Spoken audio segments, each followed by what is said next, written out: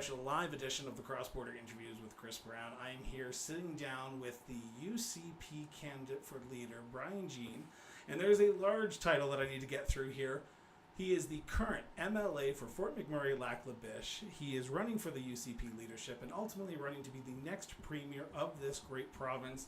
Bryan, thank you so much for doing this. It's an honor and a pleasure to have you on the show. Honor's mine, Chris. Thank you very much for inviting me.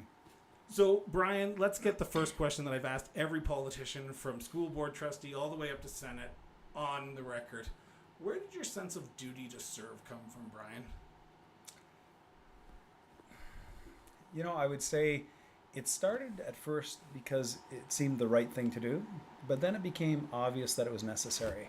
And, you know, the fire in Fort McMurray made it very clear that leadership matters. The flood that happened after that many people didn't hear about it. Leadership matters. It matters to people, and I think I'm the right person for the job to understand what needs to be done and how to get it done. And for me, it truly is a sense of duty. I want to do this because I believe I'm the best person, the most capable person, the most experienced person to lead Alberta through the turmoil that we've got right now with the rest of the world and Canada in particular, and do so in a sensible, balanced way that respects the rule of law, that is mature, and that gets the best results and outcomes. Because, you know, often I find that people that jump up and down and wave signs around don't really get outcomes. They get attention, but they really don't get results, and they certainly don't get positive results. You left politics, you retired in 2017, 2018, and then you recently made a comeback. You saw the state of what was happening in the province of Alberta with the lockdowns with COVID-19, and you won a by-election for McMurray Lac-La-Biche. What made you want to come back? What made you decide that now is the time that you have to come back because what you see in the province is not the province that you want? Well, what I was mostly worried about was the NDP coming back, and that's why I got involved again. And, you know, listen, when I left politics, I left because of personal reasons. My mom and my sister died shortly thereafter. I had to take over the family businesses. My son had just died. I had 3 estates to deal with and a whole bunch of businesses and people. And I left believing that I'd left it in great hands because Jason Kenney and I, of course, started it together. And I had the best hopes for him. People said, oh, no, you don't. Well, yes, I did, because my businesses, my family in Fort McMurray, and it's a huge family, all of us would have done much better if Jason Kenney would do better. But then I, saw the first year roll by and a series of mistakes and before COVID. And then I saw the next year roll by and I couldn't believe that we were locked down. I have to tell you, I was shocked about that. Just the way we were, there was lack of communication, lack of transparency, lack of the reason why, instead of this is what you have to do, instead of, listen, folks, I believe government is there to be transparent and to bring good actions to people based upon their understanding of the circumstances, not just blind trust.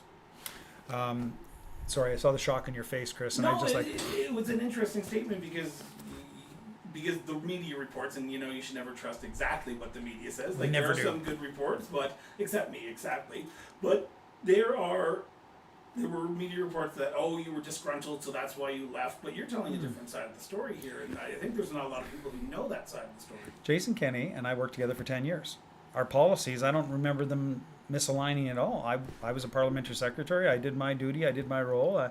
I did a great job, I thought, and I was very proud of what I did. I was involved and allocated a $1 billion green infrastructure fund, passed more than 24 pieces of legislation that I was a point man for the government for. I felt very good about it. But during that period of time, that was the duty part I was referring to earlier. Like, I felt like, I retired when I was 41 from the practice of law. I'd practiced for 10 years and in Fort McMurray, and I retired.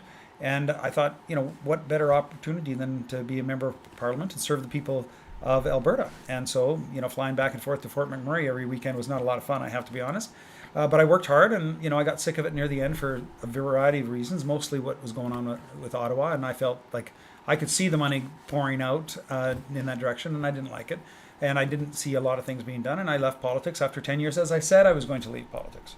So my expectation when I left provincial politics was Jason Kenney was going to be the best guy ever and best premier we ever had. And then, first year, second year, COVID, third year, and all of a sudden it's like, wow, we're going to lose the next election. We need to renew the UCP. And I don't know if you remember, but the very first time I announced I was going to run in the by-election and for the nomination, I said we need to renew the party. And if we don't renew the party, we're not going to win the next election against the NDP. And for me, conservative policy is better policy. Now, I'm not talking the hard, fast, policy that infringes on people's lives, because there is some of that on both sides of the political spectrum. I'm talking about, you know, private enterprise, freedoms, opportunities for people, making sure that people have the opportunity to keep more money in their pockets than government. I usually find that people make better decisions spending their money than government officials do. And I just find that government officials spend a lot of money and they don't do it very wisely. So why not, you know, send it back where it really belongs, in my opinion. And anyways, that's what I believe. So I wanted to come back and renew the party. We're going to talk about some policy issues in a few seconds, but I want to stick on to this whole renewing the UCP. You're traveling across this province right now. You were just down in Lethbridge. You were up in Leduc, and you're heading back to Fort McMurray literally after this interview. I am. What are you hearing from people across this province right now? When I talk to people, and this is just my inner circle, and that's the microcosm that is our world right now, is we only talk to usually people that are around us. Mm-hmm. Are you hearing different things from different parts of this province? And are you shocked about what you're hearing about this province when you're talking about renewing the UCP to potentially stop the NDP in 2023? I am. It was definitely more regional at the start of the party, at the start of the race, and the opinions and beliefs of each person, I think, was more of a regional decision then. But now it's starting to, you know, people are starting to talk and communicate and speak about the fact of each candidate and what they bring to the table. And I think you'll find some of the candidates are more attractive to some particular organizations and groups than others. You know, I think there's a lot of anger out there. You know, we have a lot of anger out there, and I feel for those people, but anger needs to be controlled in order to get good outcomes, and emotion needs to be controlled in order to get positive results, and we need to have a clear direction. And I think there's no question that, you know, there's a portion of the Alberta population that are dissatisfied with Confederation right now, and I would really like to solve that. I think Canada is broken, but I believe I can fix it, along with the help of all the Albertans that are so optimistic to get it fixed. And I say to them that say, oh, there's not a problem, there is a problem, there is an issue here, and we need to fix it. And how we fix it is we be accountable, we be transparent, we sit down at the table, we use the rules. There's rules out there. The rules are called Section 46 of the Constitution. It's very clear what's there and what path to go forward on. Quebec did it, and they had a referendum, and it failed. But we had a referendum, and it succeeded here in Alberta. It was a referendum to say, not we're going to leave, but listen, we believe something's broken here, and we want to fix it. It's just a tool to open the Constitution. That's all equalization is. That's why we brought it up, you know, as leader 5 years ago or 6 years ago now, because once we open that, we get to talk about the Senate, we get to talk about the House of Commons, and why we don't have one person, one vote here in Canada. Some provinces it's 3-1 compared to Alberta. We can talk about how we get our products and services across to the world, because that's protected under our current agreement, and there should be a result if they don't allow us, and that result should be at the very least that they're cut off equalization. You know, there's a number of things that we need to tackle. I reached out to my followers on social media, and I asked them, what would you ask Bryan Jean if you sat down with him tomorrow? And it goes in line of what you're talking about, fixing Confederation, because I think a lot of people understand that Confederation is broken right now. We're truly not really a country, we're regions of a country. We don't ever talk about things that are unifying us, and we need to, but we do, I agree. One of the things that kept on coming up over and over again was how do that autonomy for Albertans, getting a fairer deal, getting Confederation fixed, getting a fair shot for Alberta differ from the Sovereignty Act that your opponent, Danielle Smith, has been putting forward? Because there's a lot of people who are saying, is there any difference, or is it just more of the same from two different politicians? I appreciate that. It is a different tact. So, as you notice, my slogan, which is right behind you now, people might not be able to see, but it looks good. Autonomy for perfect. Yeah, I love it. Autonomy for all Albertans. That's not about erecting walls. It's not about, you know, creating problems with our economy and making it not stable so people won't invest in it. It's about giving more opportunities. Freedom of choice is what autonomy is. That's freedom of choice. You know, the decision should be yours on what your priorities are and what you do with your life. And that's why I say autonomy for Albertans is about not just my body, my choice, which I think is very important for people to understand, especially today, but also the opportunities of autonomy for my community. If I'm a Christian or an unbeliever or gay or whatever the case is, I should have autonomy to have my community go forward my way, my priority way for my community. And if you're Sikh or Christian or an unbeliever, you should have the opportunity to celebrate as you see fit. Also, financial autonomy. Think about it. There's a lot of talk about the WEF and conspiracy theory or not. I believe in individual ownership. I think that the opportunity to own businesses and vehicles and have wealth is a very good thing for the individual, not for the companies or the corporations or for government. You know, our government is rich right now. But I also think about professional autonomy. There's some, you know, frankly, some professions out there that should have their own act, that should have their own opportunity to act for the best interest of Albertans. Can And you that's what give people an forget. example of one? I can give you lots. How about notary publics? How about some of the engineering professions that are right now under a peg and want to be different than that?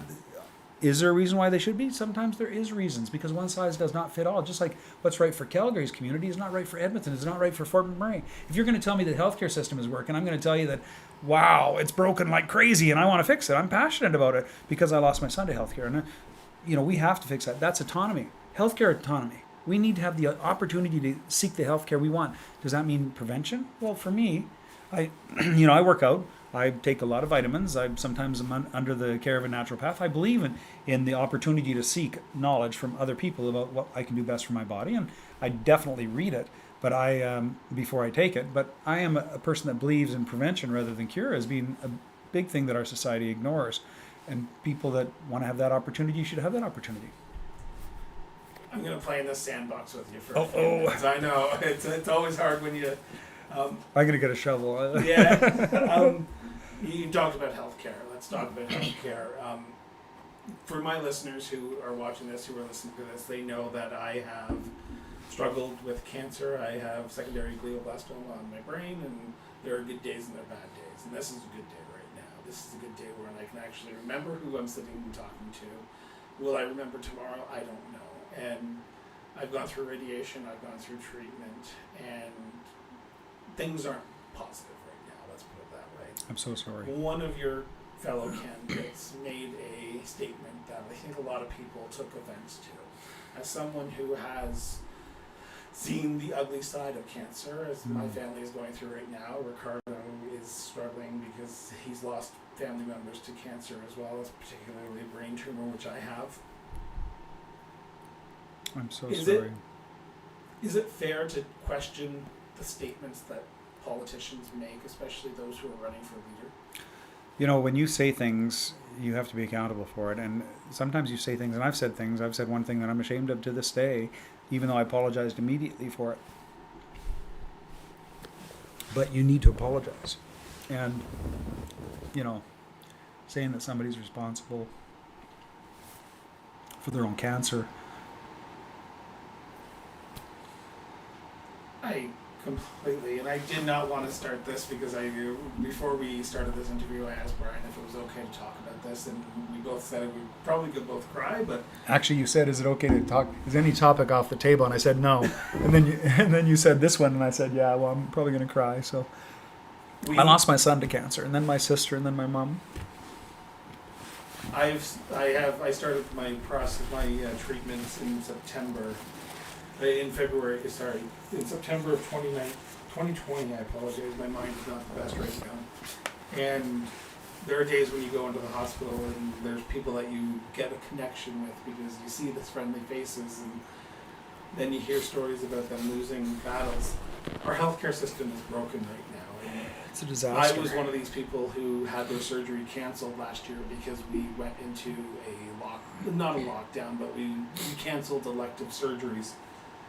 You're fighting to get autonomy. You're fighting because of people like myself who have had their surgeries canceled, but I did get it scheduled in December of 2021, and I'm here right now.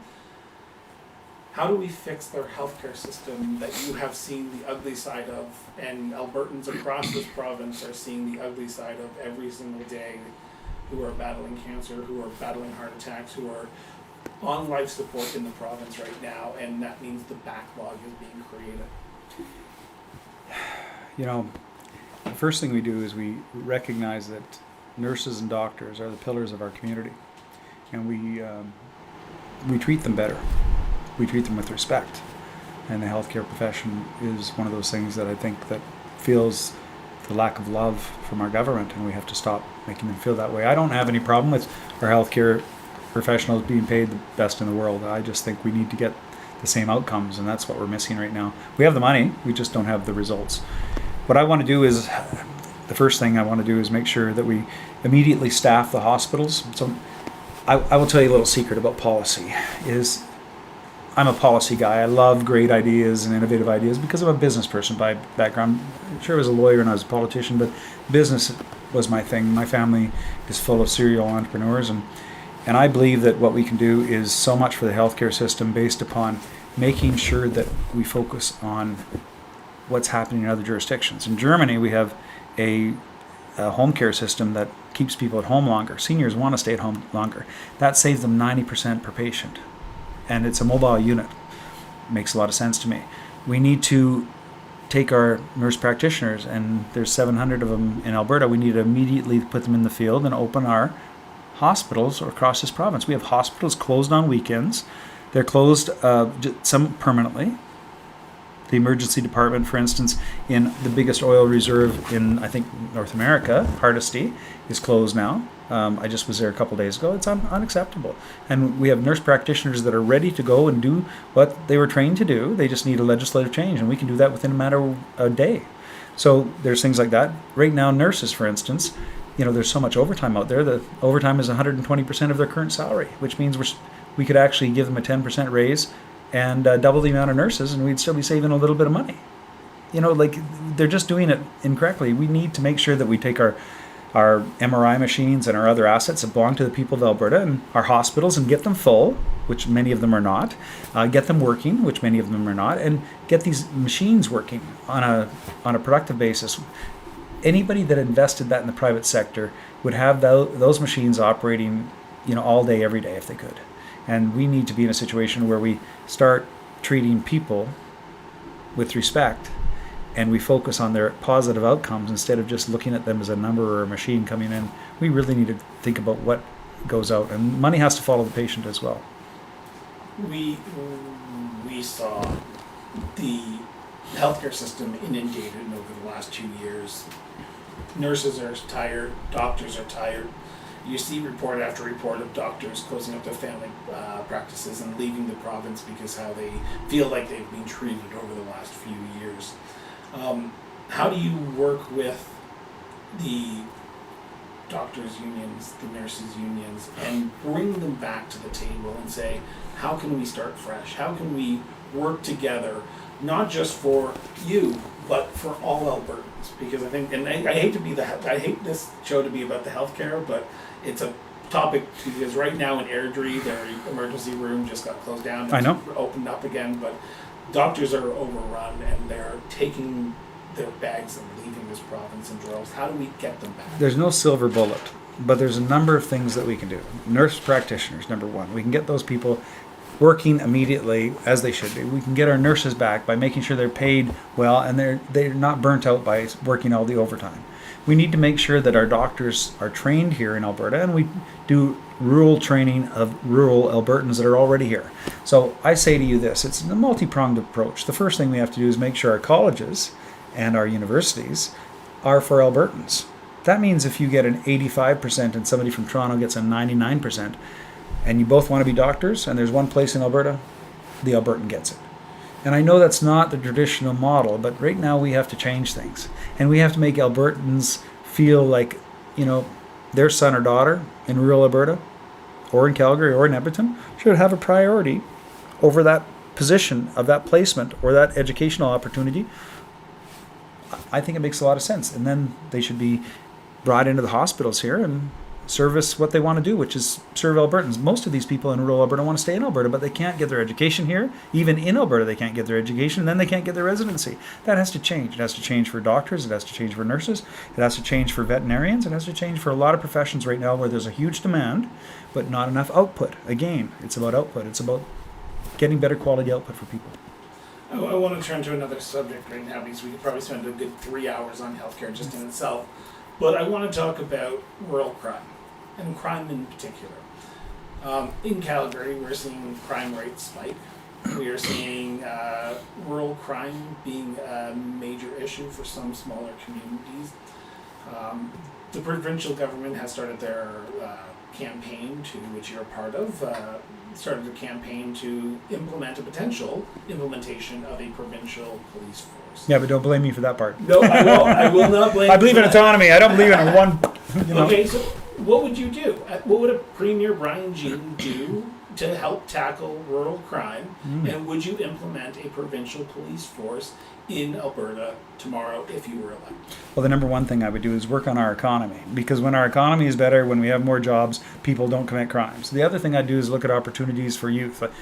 I was a lawyer for 10 years, as you know, and for a good portion of that time, I saw people go through my office door, and a lot of that time they were, young people between the ages of 15 and 20 that committed the crimes, especially the property crimes. We have to find other things for them to do, like jobs. So that's the first thing. But no, I would not implement a provincial police force and make it one size fits all. We already have city police in Edmonton, city police in Calgary. We have city police in Lethbridge. Tabor, I think, has it. There's Cochrane. There's other city police. And I think the opportunity for them to have the choice of the type of policing they want is the most important, i.e. autonomy. I believe that freedom of choice is what they need. So if it's Calgary that wants a provincial police force, well, should the provincial government start one so that people have options? That doesn't mean that it goes right across the province. That just means it's a provincial police force that might provide them options. But they can do that now. They can tie into Lethbridge. They can tie into Calgary if they want to. I'm sure we can find the opportunity for them to work together to find the best model for them. I know there's some areas of the province right now that want to get rid of the RCMP. I don't blame them in High River because of what happened there. There's a stigma of, the fact that somebody would break in my front door and kick it in. And the fact that it would be a police officer is unacceptable, and that should not happen. And I still think there's a lot of questions that need to be answered on that, and I'd like to have that opportunity to do that, because if you can't trust your police, we're all in big trouble. That's called, the next step is anarchy. But the RCMP, there are going to be 500 officers in Alberta no matter what happens, because they're federal officers. They're going to come in and do federal stuff. They have access to CSIS. They have access to all the things that we don't want to have to pay for as Albertans on top of what we already pay in taxes. So what I think we should do is just have the option. And if the cities want to have a different police force, let them have it. If they want to have the RCMP, which is frankly a premium police force, I've heard as much as $250,000 plus per officer per year, well, then they can do that. But let's have choice. And as a premier, I would provide freedom of choice and opportunities to choose, because that goes along with the conservative value too, leaving more money in your pocket so you can have the opportunity to choose. And that's what it would be about for me. So keep the RCMP, and if they want them, use them, and if they don't, move to a different model, which is readily available now. You seem to be about giving people choice, and especially rural municipalities' choices, or even urban municipalities' choices. But as the province, you have to unify. You have to bring everyone together, because the people in Agreed. Medicine Hat will be talking about their issue, but up in Peace River, they'll be talking about a different issue. And if you go to Jasper, you talk to Albertans, they're going to be talking about a completely different issue. How do you do it? How do you unify the party, unify the province to put their best foot forward? Autonomy is great, but when everyone has a different definition of what autonomy they want, how would you be able to bring it together and put it into one cohesive message? So when you go to Ottawa, go talk to Justin Trudeau or Prime Minister Pierre Poilievre, if he wins the leadership in the next election, how do you do that?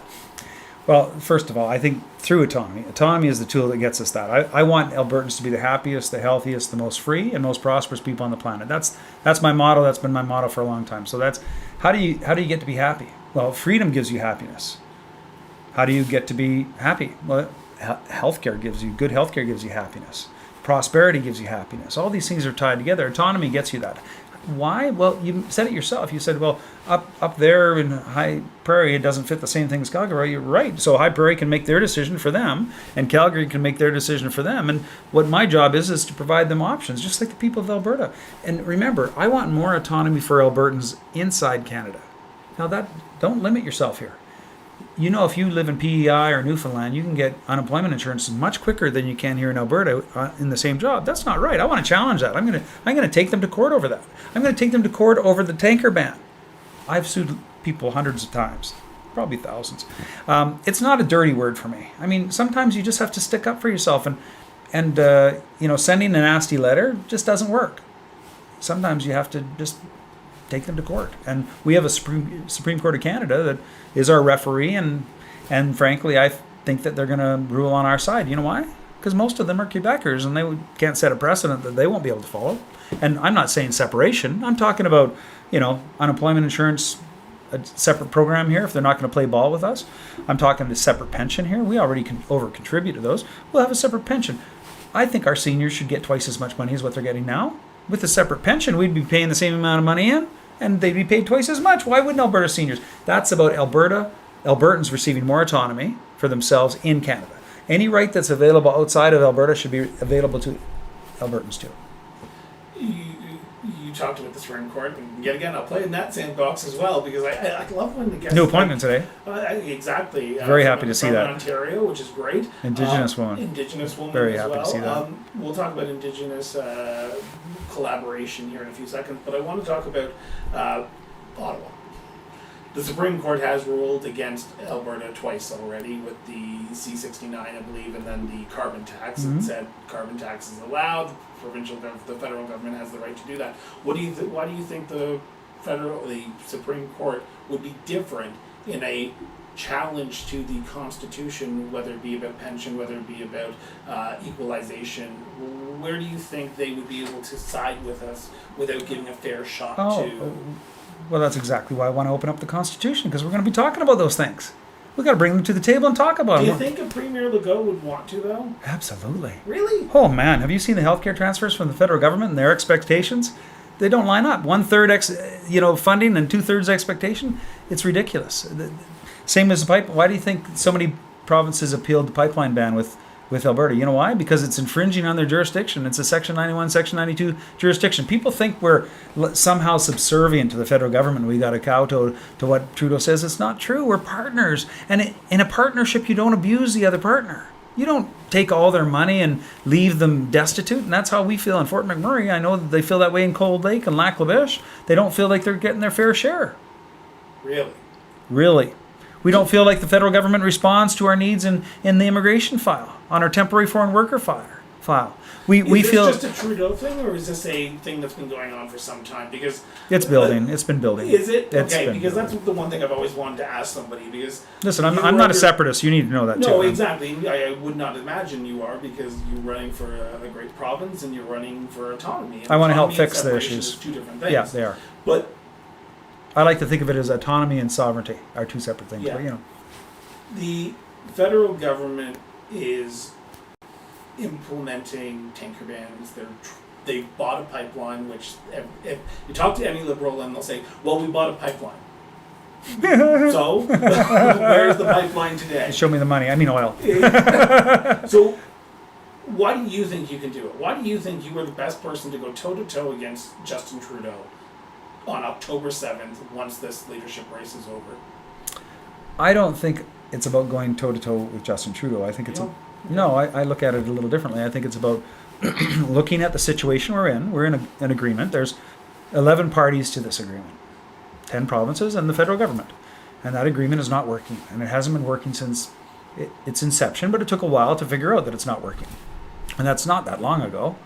And it came up, all the points came up in the terms of agreement by people, just like you and me. And we've tried it for a while and it doesn't work. And some provinces really don't like it and other provinces don't like it. And what we need to do is sit down at the table and have a discussion. Section 46 and the Supreme Court of Canada, by the way, laid out specifically the path that we need to follow. And that's why I came up with the equalization referendum. That's why Jason Kenney implemented the equalization referendum. I don't know why he didn't send a Section 46 legal notice to Ottawa or the other premiers. I'm not sure why he didn't do that. Maybe he was busy doing other things. But I'm going to do that. I said I'd do it on day one, and I want to do that because it's the path that's set down by the people, the Lougheeds and others that wrote the Constitution for us.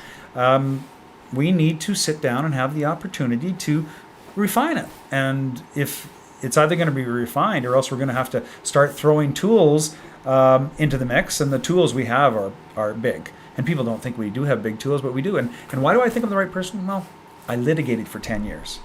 I've been sued, I've sat in the courts, I've been in the provincial court every day some weeks, the Court of Queen's Bench lots, and did lots of different applications at many different levels. Court of Appeal here in Alberta.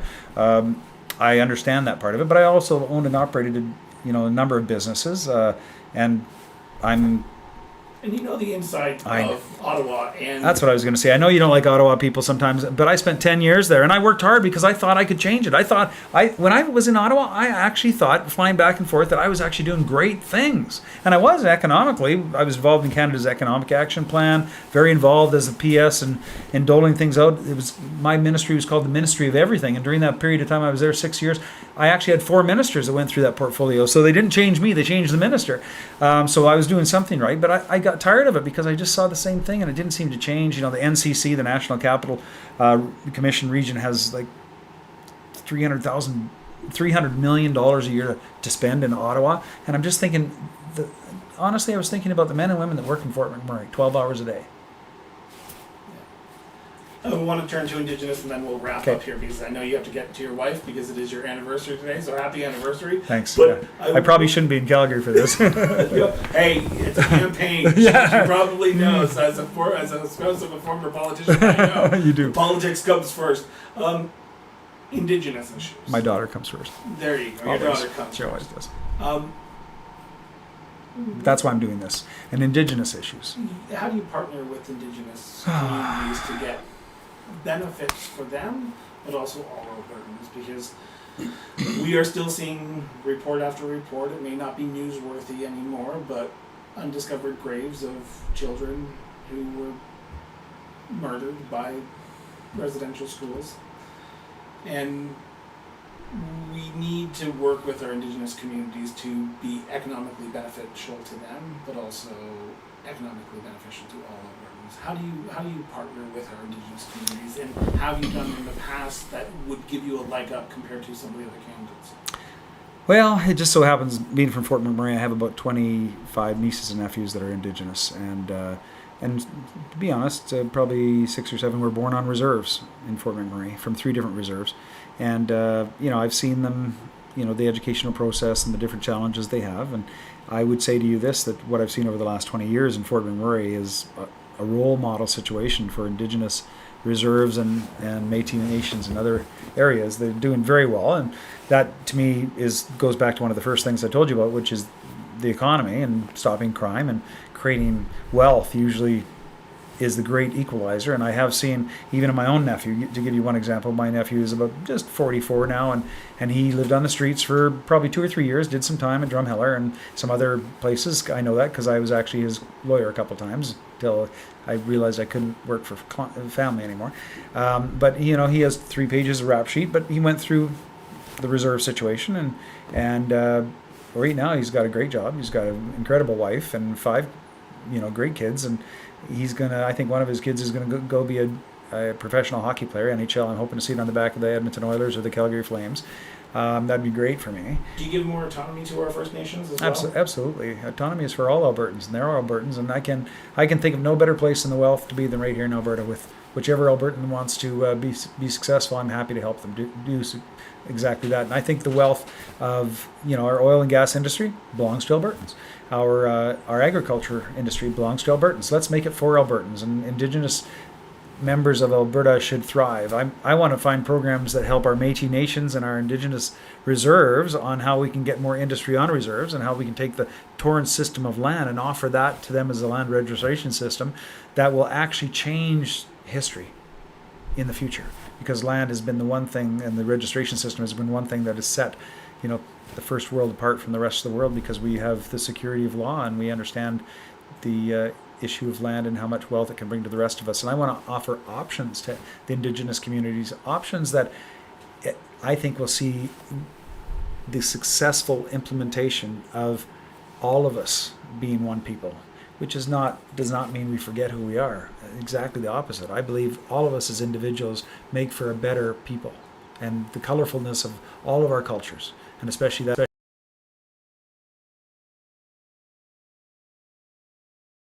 20 of them are treaty Indians. So, when I go hunting, I actually have to get the tag, and they don't, which is kind of nice for them. But I do understand them, as well as I think any person from my cultural background could, because they are part of my family, and I love them very much. And I think if we just are a little bit more patient and understand that, rising tides lift all boats, we can all lift our boats together and be the healthiest, the wealthiest, the most free and most prosperous people on the planet. And that's what I'm going to work towards. My last question to you, Brian, before we leave here is, memberships have closed. Yes, they have. Ballots are going to be printed off and start sending here. You're going to be out there knocking on doors, hitting the pavement as much as you possibly can over the next month and a half, almost 2 months. Oh, well, month and a half. I'm going to leave with this last question. I think you've already answered it, but I want you to say it again. Why you? Why should people put their faith in you on that first ballot, first choice, to put Bryan Jean in the Premier's chair on October 7th? You can only tell the future by the past. And how people behave in the past is 99% of the time how they're going to behave in the future. And people can trust me. They trusted me in the fire. They trusted me in the flood. They trusted me as the leader of the opposition for 3 years. And during that period of time, I united a party that was very fractious. Nobody left. Nobody quit my caucus.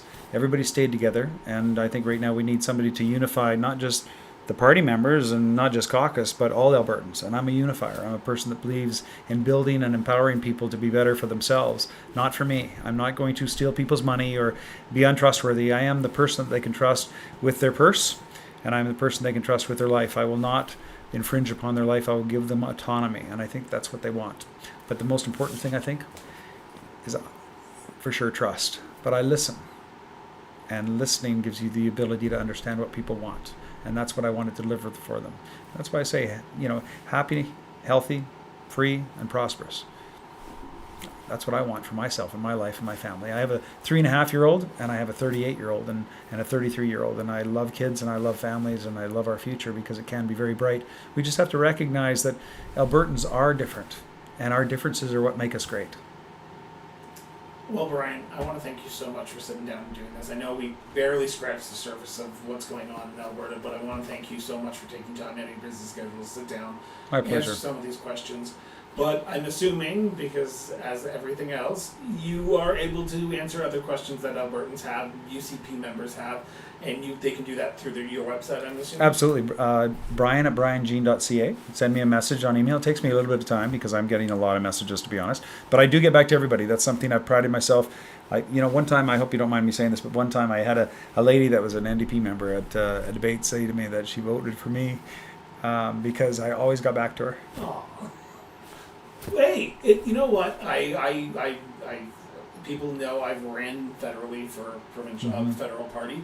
I have no allegiance to anything right now because I think I'm one of those Albertans that are not disgusted, but upset with the state of politics today. Disillusion would be a good way to put it, I think. Disillusion, there's the word, thank you. I feel the same way. Because I don't think people talk anymore. I want people to start talking, and that's where this show came from, is I just want to have a conversation with people because social media does nothing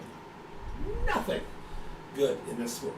Well, I liked what you said earlier, and I use that in a lot of speeches. We should talk about what brings us together instead of what tears us apart. And let's focus on becoming a bigger community and a better community, all of us together, because we are in it together. We are. I want to thank everyone for tuning in and listening to us live via our website tonight. Greatly appreciate Brian for sitting down and talking. If you want to reach out to Brian, the links to his website, his social media, Facebook page, and Twitter are in the show notes. So scroll down, send him a message. I'm assuming he would be happy. As he said, he has prided himself to try to answer all the questions. So throw them at him, people, because he's happy to answer them. Brian, thank you so much for doing this. It's an honor and a pleasure. And thank you for putting it on. It's great to have the communication. It really is. Well, thank you. So with that, I want to thank everyone for tuning in. I want to remind everyone, get it from behind social media and just to have a conversation with somebody that helps our society, it helps our democracy, and it helps us be a better people at the end of the day. So with that, have yourself an excellent day. And remember, everyone, keep talking.